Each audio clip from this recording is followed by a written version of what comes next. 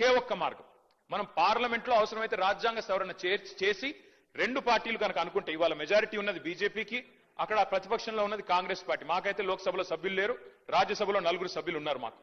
కానీ ఇవాళ కావాలనుకుంటే బీసీలకు నిజంగా న్యాయం చేయాలి అనుకుంటే పరిధి అసెంబ్లీ కాదు అధ్యక్ష. ఇక్కడ మనం ఎంతసేపు మనం ఇక్కడ మాట్లాడినా, ఎంత గట్టిగా మాట్లాడినా, ఒకరి మీద ఒకరు ఎన్ని పంచులేసుకున్నా, పొలిటికల్ డైలాగులు కొట్టినా, నిజంగా న్యాయం జరగాలంటే మాత్రం పార్లమెంటులో రాజ్యాంగ సవరణ ద్వారా మాత్రమే, 9th షెడ్యూల్లో చేర్చడం ద్వారా మాత్రమే ఇది పరిష్కారం అయితే తప్ప వేరే మార్గం లేదు అధ్యక్ష. ఇది వాస్తవం. ఇది ముఖ్యమంత్రి గారికి తెలియదు, కేబినెట్ లో ఉండే మంత్రులకు తెలియదు నేను అనుకోను అధ్యక్ష, వారికి కూడా తెలుసు. కానీ వారు పాపం వారు ఇరుక్కొని పోయినారు అధ్యక్ష. నేను వేరే ఉద్దేశంతో చెప్పట్లేదు. మీరేమనుకున్నారు అధ్యక్ష? బీసీ డిక్లరేషన్ పెట్టినారు అధ్యక్ష కామారెడ్డిలో. పెట్టినప్పుడు పాపం వారు ఏం చెప్పాలి? నిజాన్ని చెప్పడం, మేము కేంద్రంలో కూడా అధికారంలోకి వస్తే ఈ రకంగా చేస్తామని చెప్పి ఉండాలి. కానీ ఆదరబాదరగా ఏం చెప్పినారు? 6 నెలల్లోనే 42% రిజర్వేషన్ ఇచ్చేస్తాం అని చెప్పారు అధ్యక్ష. చెప్పిన తర్వాత ఇక్కడ బీసీ సమాజం నుంచి ఒత్తిడి పెరిగింది. పెరిగినాక ఏం చేయాలి అధ్యక్ష? మరి ఏదో చేసినట్టు ఉండాలని చెప్పి ఇది 4వ ప్రయత్నం. మాకు ఆశ్చర్యంగా ఉంది అధ్యక్ష, ఎందుకంటే చాలా ఆశ్చర్యంగా అనిపిస్తా ఉంది. ఇదే ప్రభుత్వం చెప్పింది అధ్యక్ష. ఏం చెప్పారు మీరు? మొదటిసారి మేము రాజ్యాంగబద్ధంగా సాధిస్తామని మొదటిసారి చెప్పారు, ఒకసారి చెప్పారు. తర్వాత ఆర్డినెన్స్ ద్వారా వస్తామని ఇంకోసారి చెప్పారు. మరొకసారి పార్టీ పరంగా అన్నారు. ఇంకోసారి రాహుల్ గాంధీ గారు ప్రధానమంత్రి అయిన తర్వాత ఇస్తామన్నారు. మళ్ళీ ఈ రోజు మళ్ళీ బిల్ తెస్తా ఉన్నారు. అంటే ఒకటే పార్టీ 5 రకాలుగా మాట్లాడితే, 5 సందర్భాల్లో మాట్లాడితే ఈ రాష్ట్రంలో ఉన్న బీసీ బిడ్డలు చూస్తలేరా అధ్యక్ష? అర్థం చేసుకుంటలేరా మీ నిజాయితీని గాని, మీ చిత్తశుద్ధిని గాని? అంటే చిత్తశుద్ధి లేని శివ పూజ చేస్తూ ఇవాళ ప్రతిపక్షం మీద నెపం పెట్టి తప్పించుకుంటామంటే కుదరదు అధ్యక్ష. మేము ఇప్పటికి కూడా చిత్తశుద్ధితో చెప్తున్నాం, సిన్సియర్ గా చెప్తున్నాం, సంపూర్ణంగా స్వాగతిస్తాము. మీరే చెప్పారు, గౌరవ ముఖ్యమంత్రి గారు చెప్పారు అధ్యక్ష, ఇదే హౌస్ లో చెప్పారు మార్చిలో. ఏమన్నారు అధ్యక్ష? కేసీఆర్ ప్రభుత్వం ఉన్నప్పుడు కూడా 37% రిజర్వేషన్ స్థానిక సంస్థల్లో ఇవ్వాలి అని చెప్పి ఇక్కడ నుంచి బిల్లు పంపించారు పార్లమెంట్కి. పార్లమెంట్ నుంచి ప్రెసిడెంట్ ఆఫ్ ఇండియాకి పోయింది, ఇంకా ప్రెసిడెంట్ ఆఫ్ ఇండియా దగ్గర పెండింగ్ ఉంది. ఇప్పుడు మనం 42% సాధించాలి అంటే ఆ 37% అని పంపిన ఫైల్ మేము వెనకకు తెప్పించి ఈ 42% పంపిస్తాం ప్రెసిడెన్షియల్ అసెంట్ కోసం అని చెప్పినారు. మరి నేను అడుగుతా ఉన్నా అధ్యక్ష, ఆ రోజు మేము చిత్తశుద్ధితో ప్రయత్నం చేయలేదా? మేము 37% బిల్లు పంపలేదా? ఆ రోజు మరి అంత ప్రయత్నం చేసిన మమ్మల్ని పట్టుకొని ఇవాళ నోటికొచ్చినట్టు మాట్లాడితే ఇది మంచిదా? దయచేసి ఆలోచించండి. ఇంకొక మాట కూడా నేను అడుగుతా ఉన్నా అధ్యక్ష. రాజ్యసభ సభ్యులు మాకు ఇవాళ 4 ఉన్నారు అధ్యక్ష. మా పార్టీ ప్రభుత్వంలో ఉన్ననాడు మాకు అవకాశాలు వస్తే పెద్దలు కేశవరావు గారు, పెద్దలు డి శ్రీనివాస్ గారు, పెద్దలు బండా ప్రకాష్ గారు, పెద్దలు లింగయ్య యాదవ్ గారు, పెద్దలు గాయత్రి రవిచంద్ర గారు, వద్దిరాజు రవిచంద్ర గారు, వీరందరినీ కూడా 5గురిని రాజ్యసభకు నామినేట్ చేసింది బలహీన వర్గాల బిడ్డల్ని కేసీఆర్ ప్రభుత్వం కాదా అధ్యక్ష? అవకాశం వచ్చినప్పుడు అద్భుతంగా ఇవన్నీ చేయలేదా మేము? అట్లాగే ఇంకొక మాట కూడా నేను అడుగుతా ఉన్నా అధ్యక్ష. ఎస్, రాహుల్ గాంధీ గారు ఒక నినాదం ఇచ్చారు అధ్యక్ష, జిత్నా ఆబాదీ ఉత్నా హక్, జిత్నీ బాగేదారి ఉత్నీ హిస్సేదారి. మంచి మాట అధ్యక్ష, మంచి మాట, మంచి ఆలోచన, డెఫినెట్లీ ఆచరణీయం, అనుసరణీయం, తప్పకుండా సాధించాలి. కానీ నేను అడుగుతా ఉన్నా అధ్యక్ష, రాహుల్ గాంధీ గారు ఇవాళ ఓట్ చోరీ గురించి దేశం అంతా మాట్లాడుతున్నారు. మరి 42% రిజర్వేషన్ విషయంలో ఇక్కడ జరిగిన ప్రయత్నాన్ని ఎందుకు వారు పార్లమెంట్ లో లేవనెత్తలేరు? కాంగ్రెస్ పార్టీకి 100 మంది ఎంపీలు ఉన్నారు అక్కడ.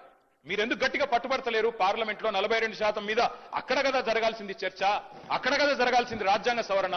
అక్కడ చేయాల్సిన ప్రయత్నం చేయకుండా ఇక్కడ ఎంత చేస్తే కంఠశోష తప్ప ఏమొస్తుంది అధ్యక్ష? అల్టిమేట్ గా చేయాల్సిన చోట చేయాల్సిన కాడ ప్రయత్నం చేయకుండా ఇక్కడ ఉండే మన బీసీ బిడ్డల్ని మభ్యపెట్టడానికో, రేపు స్థానిక సంస్థల ఎన్నికల్లో కొంత ప్రయోజనం పొందడానికో ప్రయత్నం చేసినా ఇవాళ మేధావులు, జస్టిస్ ఈశ్వరయ్య గౌడ్ లాంటి మేధావులు, మన మాజీ రిటైర్డ్ అధికారి చిరంజీవులు గారు లాంటి మేధావులు అందరూ కూడా మాట్లాడుతున్నారు. బలహీన వర్గాల బిడ్డలు బయట వేదికల్లో మాట్లాడుతున్నారు, రాజ్యాంగ సవరణ చేయాలని చెప్పి కోరుతా ఉన్నారు.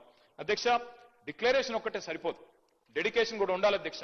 డెడికేషన్ ఉంటే తప్పకుండా ప్రజలు హర్షిస్తారు, స్వాగతిస్తారు. మిమ్మల్ని నేను కోరుతా ఉన్నా అధ్యక్ష, మీరు చేసినారు ప్రయత్నం, ఒక హౌస్ హోల్డ్ సర్వే చేసినారు మీరు, దాని పేరు సిఈపిసి ఏదో పెట్టినారు.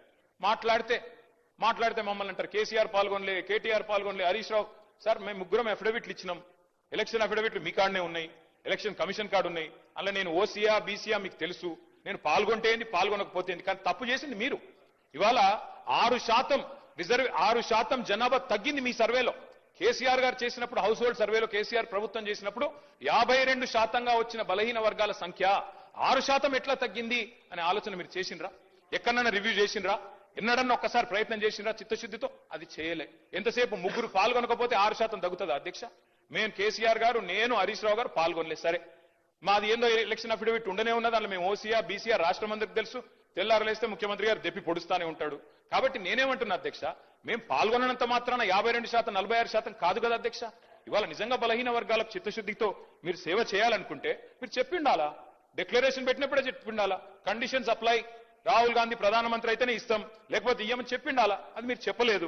ఇవాళ మీరు మమ్మల్ని అంటా ఉన్నారు. ఇంకొక మాట నేను అడుగుతా ఉన్నా, మా పొన్నం ప్రభాకర్ అన్న అంటే మాకు గౌరవం. వారు నిజంగా కూడా తప్పకుండా ఉద్యమంలో పాల్గొన్న వ్యక్తి. ఆనాడు పార్లమెంట్ లో చట్టంలో కేసీఆర్ గారు స్వయంగా చెప్పారు, మేము చెప్పడం కాదు అధ్యక్ష, కరీంనగర్ లో మీటింగ్ పెట్టి మరీ చెప్పారు. బ్రహ్మాండంగా కొట్లాడుతున్నాడు మా పొన్నం ప్రభాకర్ అన్న పార్లమెంట్ సభ్యుడిగా అని చెప్పారు అధ్యక్ష. We stand by that. మీరంటే గౌరవం ఉంది. వారిని నేను కోరుతా ఉన్నా అధ్యక్ష, వారు చెప్పాలి. ఇవాళ మీరు ఆలోచన చేయండి. బీసీ సబ్ ప్లాన్ అని చెప్పారు, తేవట్లేదు సార్, పెట్టండి. రేపు ఎల్లుండి హౌస్ పెడతారా, ఇంకో నిమజ్జనం తర్వాత పెడతారా, మీ ఇష్టం. కానీ బీసీ సబ్ ప్లాన్ చట్టం తెండి. ఎందుకంటే ఒక పదవులతోనే రాజకీయంగా అవకాశాలు ఇవ్వడంతోనే న్యాయం జరగదు, సామాజిక న్యాయం. శ్రీ నవీన్ యాదవ్ గారు.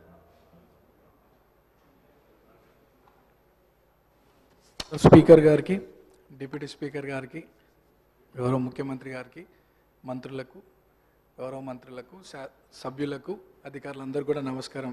స్పీకర్ సార్, ఫస్ట్ టైం మాట్లాడుతున్నందుకు చాలా హ్యాపీగా ఫీల్ అవుతూ మీకు ధన్యవాదాలు తెలియజేస్తూ, గత 2 సంవత్సరాల క్రితం ఇదే సభలో గౌరవ ముఖ్యమంత్రి గారు ఒకానొక సందర్భంలో పేరు ప్రస్తావించడం, 2 సంవత్సరాల లోపే ఇక్కడ ఈ సభలో తోటి సభ్యుడిగా రావడం చాలా అదృష్టంగా, గౌరవంగా భావిస్తూ అధ్యక్ష, మా సామాన్య కుటుంబం నుండి వచ్చినటువంటి నాకు ప్రజాసేవ కల్పించే అవకాశం కల్పించినటువంటి మా ముఖ్యమంత్రి గారికి, కాంగ్రెస్ పార్టీ పెద్దలకు ఈ అవకాశాన్ని స్వాగతిస్తూ మా ప్రాంత ప్రజలందరూ కూడా నన్ను ఆశీర్వదించి సభకు పంపించడం వల్ల అందరికీ కూడా మనసారా కృతజ్ఞతలు తెలియజేస్తూ, సార్ ఈ సభలో మాట్లాడే ప్రతి మాట, ప్రతి అంశం కూడా ప్రజల జీవితాలతో ముడిపడింది కాబట్టి సభ గౌరవిస్తూ, సభ మర్యాదలను పాటిస్తూ ముందుకు సాగుతానని, మా ప్రాంత ప్రజల యొక్క సమస్యలు పరిష్కరించడానికి గౌరవ ముఖ్యమంత్రి గారి ఆశీస్సులతో, సలహాలు సూచనలతో మా ప్రాంత ప్రజల సమస్యలు పరిష్కరిస్తూ వారి సంక్షేమ అభివృద్ధి కోసం సాగుతాను ముందుకి.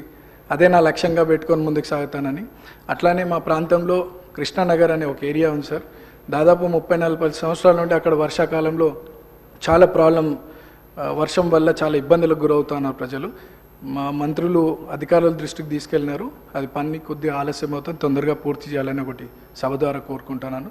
అట్లానే హైటెన్షన్ లైన్స్ మా ప్రాంతంలో ఉండడం వల్ల 10ల సంఖ్యలో ప్రజలు చనిపోయినటువంటి విషయం పూర్వంలో, అది కూడా అధికారుల దృష్టికి తీసుకెళ్ళినారు. అది కూడా అండర్ గ్రౌండ్ కేబులింగ్ ఫాస్ట్గా చేయిస్తే ఆ ప్రాంత ప్రజలు సురక్షితంగా ఉంటారనేది ఒక సందేశం మీ ద్వారా అందిస్తున్నాం అధ్యక్ష. అండ్ చాలామంది పిల్లలు కూడా అక్కడ చదువుకొని 10th తర్వాత ఫైనాన్షియల్ ప్రాబ్లం వల్ల చదువుకోలేని పరిస్థితి. సో అక్కడ ఒక ఇంటర్మీడియట్ అండ్ డిగ్రీ కాలేజ్ కూడా వస్తే బాగుంటుందని ఒక అభిప్రాయం తెలియజేస్తూ నాకు ఈ అవకాశం ఇచ్చినటువంటి మీకు థ్యాంక్స్. మినిస్టర్ గారు. సభ్యులు చెప్పిన అంశాలని నోట్ చేసుకోవడం జరిగింది అధ్యక్ష. అధ్యక్ష, ఎల్ఏ మినిస్టర్ గారు మాకు మంచి మిత్రుడు అధ్యక్ష, మా జిల్లా. కానీ ఎల్ఏ మినిస్టర్ గారు చాలా తెలివిగా పదప్రయోగాలతో తప్పించుకునే ప్రయత్నం చేస్తున్నారు. ఈ రోజు రాత్రి రేపు హౌస్ వాయిదా ఇస్తారని మీకు తెలుసు, మాకు తెలుసు. ప్రభుత్వం పారిపోతుందా, ప్రతిపక్షం పారిపోతుందా, ప్రజలు నిర్ణయిస్తారు అధ్యక్ష. మేము 15 రోజులు చర్చ జరగాలని మనస్ఫూర్తిగా సభా వేదికగా డిమాండ్ చేస్తున్నాము. పెట్టమని చెప్పి ప్రభుత్వానికి కోరుతున్నాము. సహజంగా ప్రభుత్వం ముందుకు వస్తుంది, ఎల్ఏ మినిస్టర్ గారే డిసైడ్ చేస్తారు అధ్యక్ష. ముఖ్యమంత్రి గారి కన్సల్టేషన్లో చేస్తారా చేయరా వారికి వదిలిపెడతాం అధ్యక్ష. ఇవాళ నేను 2-3 ప్రశ్నలు ప్రభుత్వాన్ని అడుగుతా ఉన్నా అధ్యక్ష. మొన్న నేను బీహార్లో కొన్ని పత్రికల్లో వచ్చిన ప్రకటనలు చూసిన అధ్యక్ష.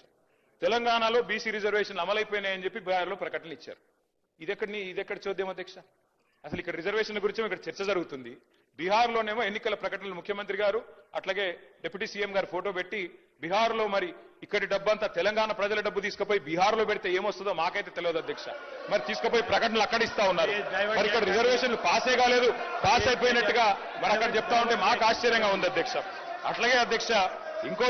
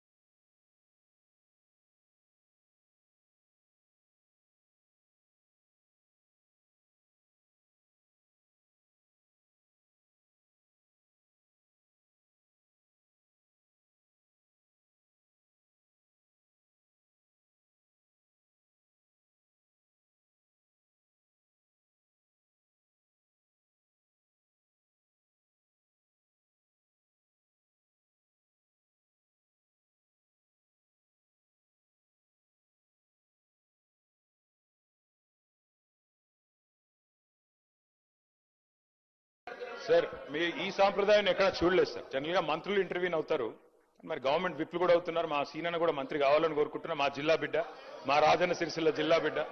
తప్పకుండా మా లక్ష్మణ మొన్ననే అయిండు, శుభాకాంక్షలు వారికి. మా సీనన్న కూడా కావాలని కోరుకుంటున్నా అధ్యక్ష. భవిష్యత్తులో వారు ముఖ్యమంత్రి కూడా కావాలని కూడా నేను కోరుకుంటా ఉన్నా అధ్యక్ష. అధ్యక్ష నేను కాంగ్రెస్ ప్రభుత్వాన్ని సూటిగా అడుగుతా ఉన్నా అధ్యక్ష. పార్లమెంట్ లో చేయాల్సిన చట్టాన్ని ఇక్కడ చేస్తే ఎట్లా మీరు లాభం చేస్తారు, ఎట్లా బీసీలకు న్యాయం చేస్తారు, సమాధానం చెప్పండి. నెంబర్ 1. రెండోది, మీరే 5 గొంతుకులతో మాట్లాడుతున్నారు, 5 నాలుకలతో మాట్లాడుతున్నారు. ఒకసారి రాజ్యాంగబద్ధంగా చేస్తామంటారు, ఇంకోసారి పార్టీ పరంగా ఇస్తామంటారు, ఒకసారి ఆర్డినెన్స్ అంటారు, ఒకసారి బిల్ అని చెప్పి మార్చిలో బిల్లు పాస్ చేసిండ్రు, ఇప్పుడు జీవో ద్వారా అంటారు. నేను ఇంకొక చిన్న ప్రశ్న అధ్యక్ష, ఎల్ఏ మినిస్టర్ గారు చెప్పాలా అధ్యక్ష. ఇక్కడ మనం బిల్లు పాస్ చేస్తాం, బిల్లు ఎట్లాగో పాస్ అవుతుంది, మనకు మెజారిటీ ఉంది, మేము అందరం సపోర్ట్ చేస్తున్నాం, పాస్ అవుతుంది. మరి ఆర్డినెన్స్ మీద సంతకం పెట్టని గవర్నర్ దీని మీద ఎట్లా సంతకం పెడతారు సార్? నాకు తెలియక అడుగుతా. ఆర్డినెన్స్ బిల్లు రెండు ఒకటే కదా ఇప్పుడు మనం పెడుతున్న బిల్లు. ఆర్డినెన్స్ మీద సంతకం పెట్టలే గవర్నర్ గారు, మరి బిల్లు మీద ఎట్లా పెడతారని మీరు అనుకుంటున్నారు? ఏ రకంగా మరి సెప్టెంబర్ 30 లోపల ఎన్నికలు ఎట్లా పూర్తి చేస్తారు? రిజర్వేషన్లు ఎట్లా ఇస్తారు? గవర్నర్ సంతకం ఎట్లా పెట్టిస్తారు? ఆయన చెయ్యమని బలవంతంగా పెట్టుకుని సంతకం పెట్టిస్తారా? ఏం చేస్తారు, ఎట్లా చేస్తారు? దయచేసి ప్రభుత్వం చెప్పాలా. ఆర్డినెన్స్ మీరే పంపుతారు కేబినెట్ నుంచి, ఆయన చేయకపోయే అభ్యంతరం మీకు చెప్పే, దానికి మీరేమైనా సమాధానం చెప్పినారా తెలియదు. మళ్ళీ ఈ రోజు బిల్లు అంటున్నారు. ఎవరిని మోసం చేయడానికి, ఎందుకు మోసం చేయడానికి? దయచేసి మేము అడుగుతా ఉన్నాం అధ్యక్ష, సమాధానం ప్రభుత్వం చెప్పాలి. సార్ చాలా వారికి కూడా అన్ని అంశాలు